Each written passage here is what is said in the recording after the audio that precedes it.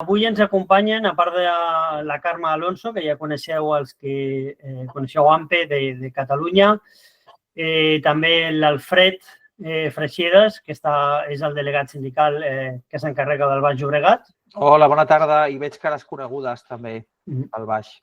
I també ens acompanya el nostre company Eduard Navarro de València, que és una de les persones d'AMPE València que ha estat negociant una mica, o ha estat més que negociant, sí, negociant, informant-se amb la Conselleria de València sobre un esborrany, que ja us dic que és un esborrany, però ell té la informació d'últim minut i, per tant, ens anirà informant, ens donarà informació més fresca que hi ha, d'acord? Com sabeu, AMPE València és un sindicat majoritari al País Valencià i té presència a Castelló, a València i a Alacant i a molts altres indrets, d'acord? Bé, l'Eduard Navarro és de València. Jo li passo la paraula a ell. Crec que no cal més presentacions. Com sabeu, AMPE té presència a tot l'estat espanyol. És un sindicat independent. Això vol dir que no hi ha afiliació política, cap ni una. Nosaltres no tenim color polític. El que estem aquí és per defensar els drets dels mestres i del professorat de secundària i cicles formatius, tant de Catalunya com dels altres territoris on AMPE té presència, d'acord? Us deixo amb l'Eduard i, si us sembla bé, al final podeu comentar pel xat. Jo aniré intentant donar resposta al que vegi, però al final sí que farem una ronda de preguntes que seran més personalitzades, d'acord? Ahir farà una breu explicació més general. Eduard, quan vulguis, atenem les teves explicacions. Moltes gràcies, Joaquim i Carme. Bona vesprada a tots. Si esteu així, suposo que serà perquè sou del terreno i voleu tornar. Com jo ja vaig fer en el seu dia, vos vaig a intentar explicar com funciona per enguany això de les comissions de servei. El primer que tinc que dir, com bé ha comentat Joaquim, és un esborrany. És un esborrany i n'hi ha moltes coses que van a canviar. Coses que van a canviar perquè ho hem demanat els sindicats i ja ens van dir que sí. Coses perquè estan malament i no té molt de trellat, ara ho comentarem, i n'hi ha determinades coses que estan per aclarir i han d'aclarir-les.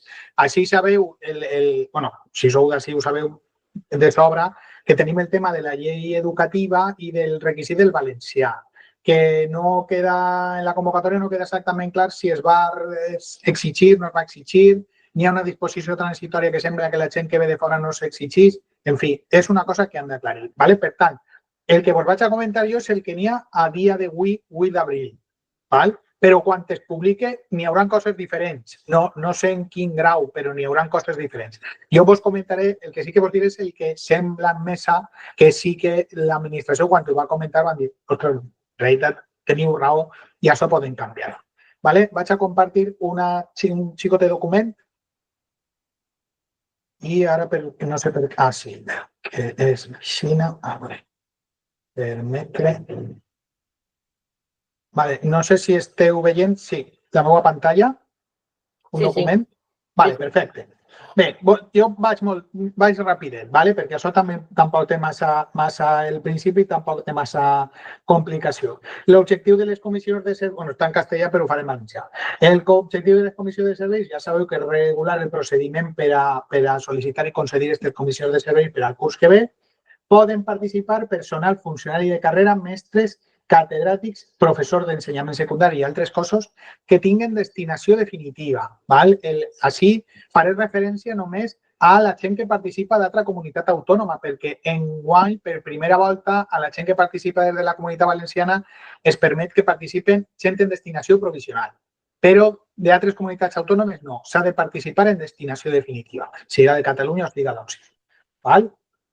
Qui pot participar? El que us deia, funcionaris de carrera d'altres administracions educatives, gent que estiga en servei actiu o en situació d'excedència per cura de familiars que es vagi a incorporar l'1 de setembre, que tinga destinació definitiva o adjudicada a data 1 de setembre del 25, és a dir, tota la gent que ara no teniu destinació definitiva encara perquè esteu en pràctiques o perquè esteu provisionals, però en este concurs de trasllats que estem immersos pugueu obtindre destinació definitiva i us podreu participar en la convocatòria encara que a data de demanar la comissió no tingueu definitiva encara, però sí que la tindreu l'1 de setembre. I, molt important, 2 requisits. Només podeu participar per causes mèdico-socials. Per a la gent de la Comunitat Valenciana n'hi ha una altra casuística que es diu interès professional, que és bàsicament tinc una destinació que no m'agrada però no tinc cap causa mèdico-social que justifiqui la comissió de serveis. Jo puc participar. La gent que siga d'una altra comunitat autònoma no pot participar per aquesta causa. Per l'altre dia, quan vaig fer aquesta mateixa sessió en València, que a Joaquim li va per gràcia, vaig dir que a la gent de fora la volem però poquet. Bueno, la volem nosaltres no, l'administració educativa. Perquè només pot participar la gent que tinga aquestes causes mèdico-socials. I, molt important, sempre que l'administració autoritzi, que això sembla que és un poc absurd, però enguany ens ha passat a nosaltres en la Comunitat Valenciana en gent que venia d'Andalusia, gent que demanava la comissió de serveis d'Andalusia i tot el que en principi no havia cap problema, a mitjà d'octubre, allí en Andalusia van dir que no es donava la comissió de serveis i van haver de tornar. I, bueno, finalment van poder arreglar-ho, però van estar 15 dies així un poc nerviosos. Per tant, a Catalunya normalment no n'hi ha problema. Per a vindre de Catalunya sí, mai ha hagut cap problema, per tant, entenc que continuarà sense haver problema. Requisits. Pertanyer a alguns dels cossos docents sindicats, complir alguna de les causes, en el vostre cas, mèdico-socials. Tema de valencià, català, nivell C1. El que vos deia, en principi només s'exigeix, ara a dia d'avui d'abril del 25, només s'exigeix el C1 de valencià en el cos de mestres i en aquelles especialitats de secundària que s'imparteixen només en secundària, a més d'anglès i informàtica, que encara que s'imparteixen també en cicles, es considera que són especialitats fonamentalment de secundària. Però la convocatòria no diu com queda la situació. Per tant, hem d'esperar a la definitiva per a que aclarisquen en quins terminis se va reclamar i què passa en una disposició transitòria, una disposició addicional que n'hi ha a la llei educativa que diu que la gent que ve d'una altra comunitat autònoma en comissió de serveis no se'ls demanarà el requisit de València. Però, per tant, en qualsevol cas, vosaltres, si esteu treballant a Catalunya, teniu el C1. Per tant, no heu de tindre cap problema ni xastre. Fases del procés. Primer s'adjudiquen les fases, l'adjudicació es fa per les causes mèdiques i socials, i després, en el que s'obra, ja s'adjudiquen les causes, diguem, per interès professional. Com i quan es demana? Doncs, en principi, es demana a través d'Ovidoc, Ovidoc és la nostra plataforma educativa de la Comunitat Valenciana, el que heu sigut interins així ja ho sabeu. Vosaltres teniu l'Atri, vosaltres teniu l'Ovidoc. La gent que participeu o que participareu des de Catalunya o d'una altra comunitat autònoma haureu de fer un anunci de participació. I aquest anunci de participació, quan es publiqui la convocatòria, expressarà el contingut d'aquest anunci. I és un certificat que vos faran al vostre servei territorial on indicarà les vostres dades, nom, cognom, DNI, etc. Si esteu en servei actiu o que esteu en servici actiu i la destinació que tingueu definitiva per al curs 25-26. Per tant, si jo estic en servei actiu i tinc destinació definitiva a l'IES Sagulla de Blanes, que va ser la primera destinació definitiva que vaig tindre jo.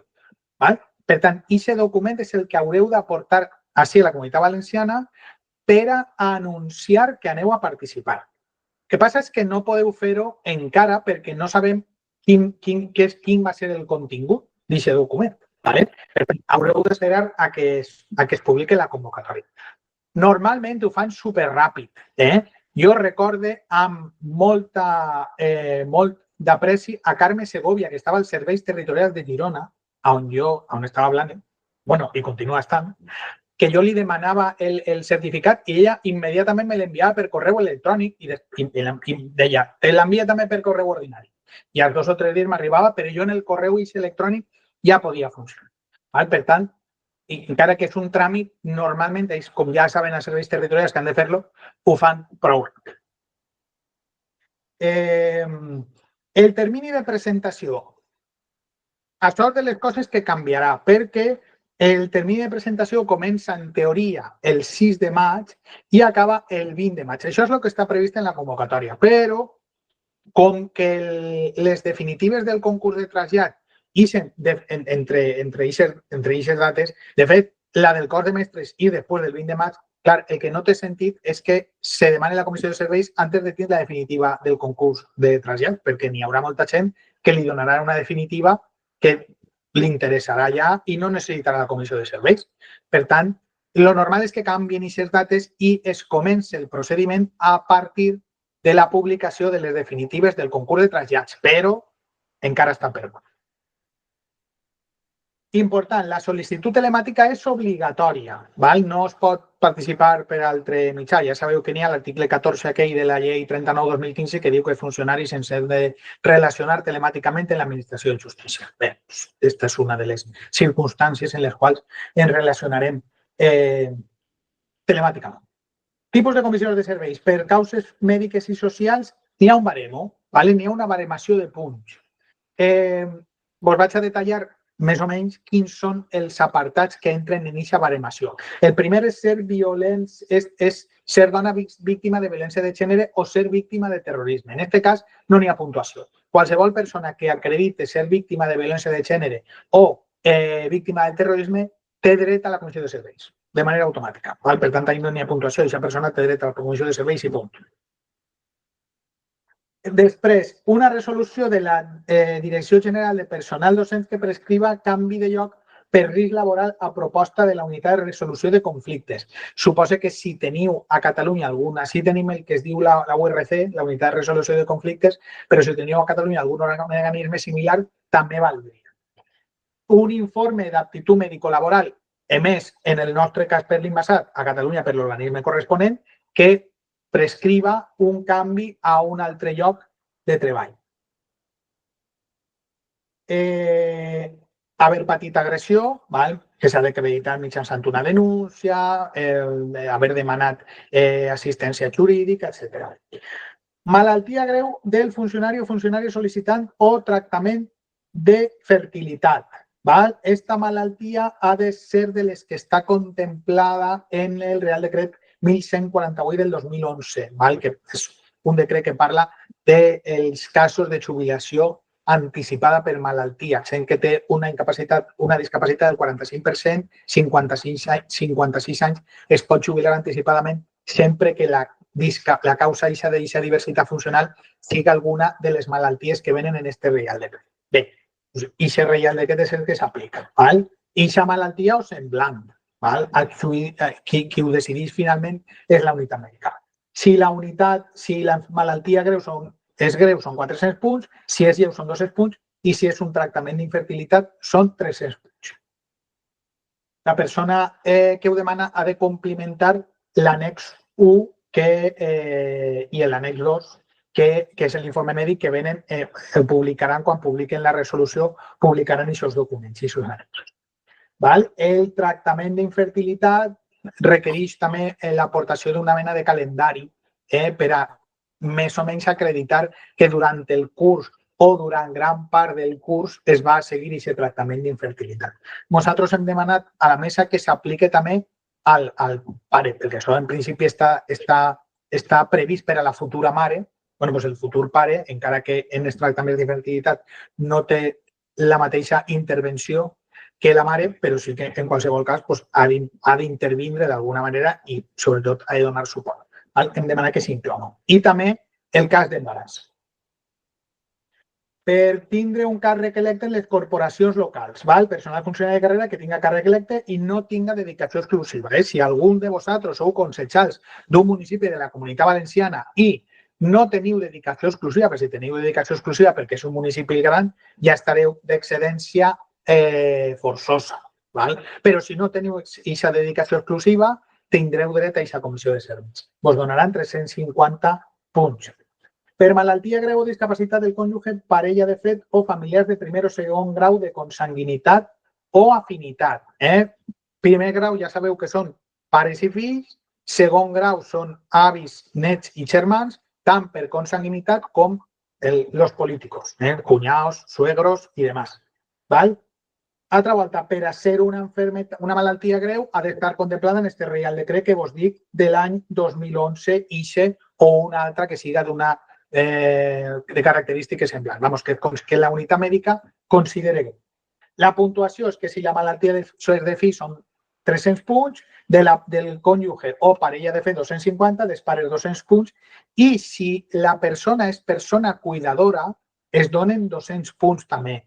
És persona cuidadora perquè estiga inscrita en el registre com a persona cuidadora, ¿vale? Es donen 200 punts.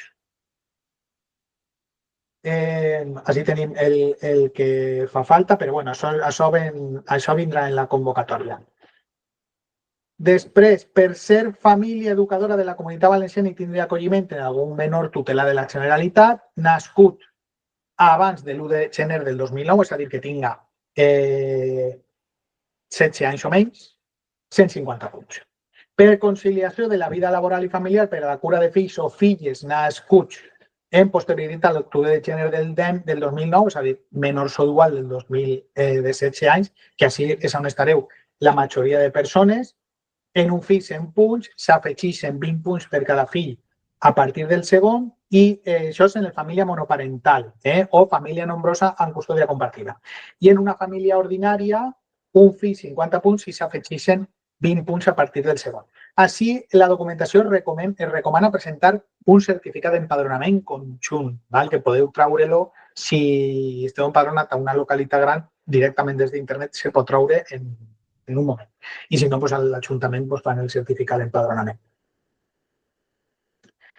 I per últim, així que entenc que només esta circumstància només per a la Comunitat Valenciana, el fet de ser una persona afectada per la mano.